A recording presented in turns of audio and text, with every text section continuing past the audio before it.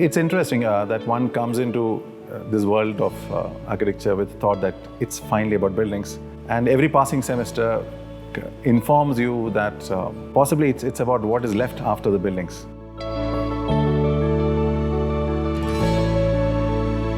That's a learning which kind of grows and reinforces itself over the years.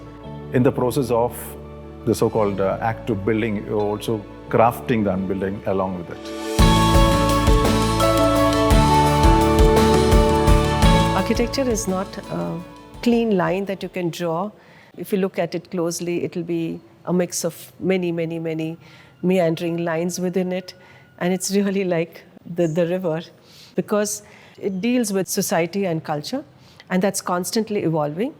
And not to forget that technology will be something that will dictate most of our future, since that is also continuously changing. The practice is also constantly evolving. All of us had been in this field of education. We've been teaching in quite a number of colleges earlier. So we wanted to bring in that element to architectural education, which will empower the students to look at architecture itself in a slightly better manner. This is like one of those very formative periods in your life, right? 18 to 25, where you come in as a teenager and you go out as a young adult. Being in this sort of a course, in this sort of a curriculum, opens up more opportunity to discover yourself. We have people from academic backgrounds. All of us are from professional backgrounds.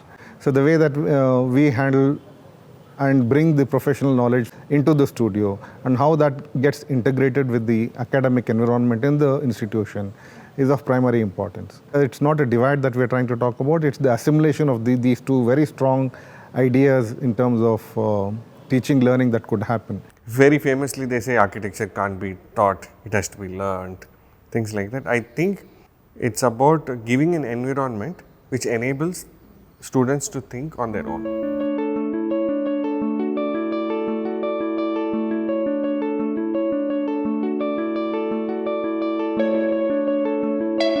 We all come from a schooling background where we have a reference or a textbook or a set of developed answers. Well, all these notions completely break up when you join architecture, because there is no correct answer. There is no textbook. You yourself could be taking different kinds of positions and developing different perspectives over a period of time. The diversity of the opinion comes from two ways. So let's say I teach theory and there's another faculty who teach theory. So we teach theory in our own way, even though it's the same syllabus. Telling the student that you can look at same thing in two different ways. The perspective is the thing, because it's not like in science where everybody comes up with the same final answer, right? Here the perspective is the answer. We rely on our own thought processes, and these thought processes are developed through the different kinds of experiences that you encounter. So at WCFA, I could say that we prepare the ground for all this to happen. You could break things, you could tire things out, you could raise questions, you may not find answers. All of it is okay.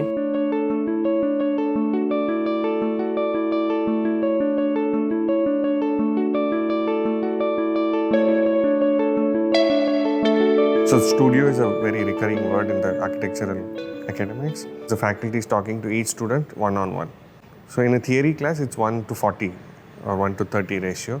That's the main difference between a studio and a theory subject. So the whole course is sort of a practical here. Every faculty here comes to learn, and I think that's the best part. So even when we walk into the studio, it's not just that, okay, we have done a lesson plan and we're going to just go and ask the students to do some exercises. It's never like that. I'm not sure if this is the right word, but we are also in a sort of a state of doubt, and that gap is actually filled by the students. So we have a sort of an outline in our head, and that gets deliberated at the lesson plan stage, but a lot of the brief goes and builds along the way, and there is always an exchange.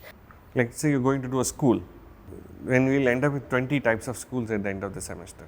So you also don't know what's the end product, the students also doesn't know the end product. This can be both frustrating and also the most enjoyable part of being in an architectural education, that nobody knows what you're going to do. You find it with the student, or the student finds with the faculty.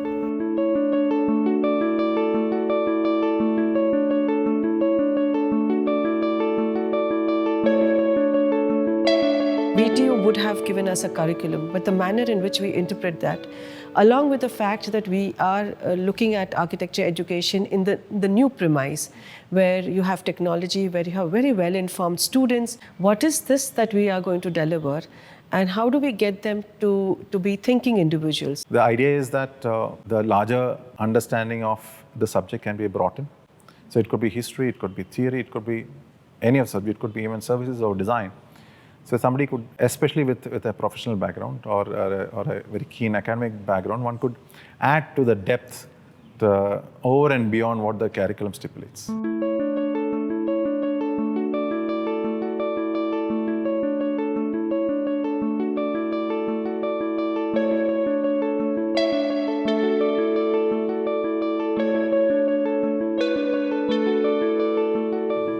That's the whole idea of a master class. It broadens and deepens the understanding of the subject. There are expert classes and master classes. We also offer some electives which are outside of the syllabus. Vertical Studio is also brought in to ensure that there is phenomenal connect between the various semesters. Students from various semesters come together and work on projects together. 2 years before, when things were good, we took the students to Kochi Binale as a proper study trip. So that's how you get sort of exposure to many other things.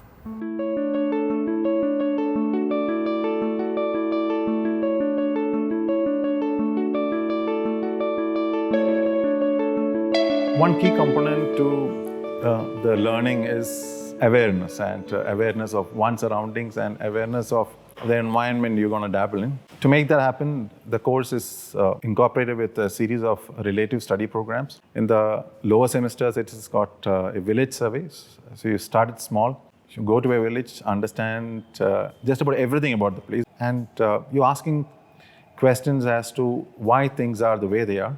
And most of the time, there's a design exercise that's associated with the place. So that exercise repeats with a larger context and complexity as a town survey in the coming semesters, and a city survey by the time you come to 6th semester. So the recent RSP that we did had 3 small villages which are contrastingly different from one another. The class was divided into 3 groups, and each group went to one of these settlements and studied them. And when they come back from this RSP, the experience that each one of them gather from a visit to that particular settlement or a village is completely different. So one group went into a hot and dry climate in Lakkundi, which is north of Karnataka. The other 25 came with us to Hariharapura, which is Malnad belt, and it's wet and rainy all the time. And the other group was in a more moderate climate near Mysore. When we actually visited Hariharapura, when there is rain, there is sloping roof, there's a very technical part of understanding the physicality of architecture. But students were also able to grasp things like, what are gendered spaces? The kitchen and the backyard is taken over by the women. The front courtyard or the porch and all of that is taken up by the men. And we, interestingly, that semester, we came back and we watched a Girish Karnad movie called Kanura Hegadati. That movie is placed in the same Malnad belt. So they were able to make those connections as to how some of those traditions are still carrying and how they could respond to it and what is their position on it. Do they want to change that or do they want to sustain it? And that conversation that happens within the student, within the studio after they come back from the RSP, I think is invaluable. And that mode of learning by themselves, you cannot duplicate it or you cannot reinvent it in any other manner.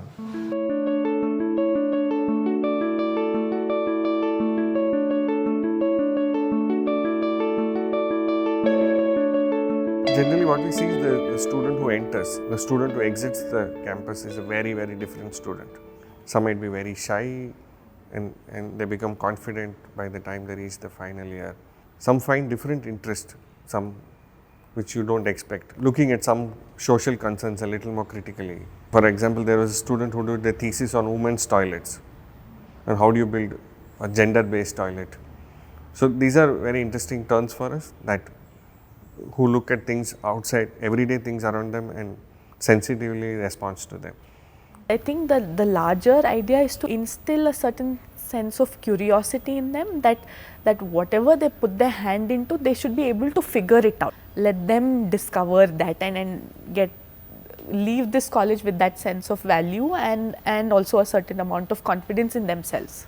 I feel the students at WCFA are our strength, and we feel that the way that the engagement happens in WCFA, we hope that it will better the students and we will have them come out as better professionals and better human beings when they come out of our college, and that is our notion. So it's not restricted to an architectural education alone or academics alone. So we would like to think that a student, when he moves out of this formative phase of education, it should inform the way that he makes his own choices for the better.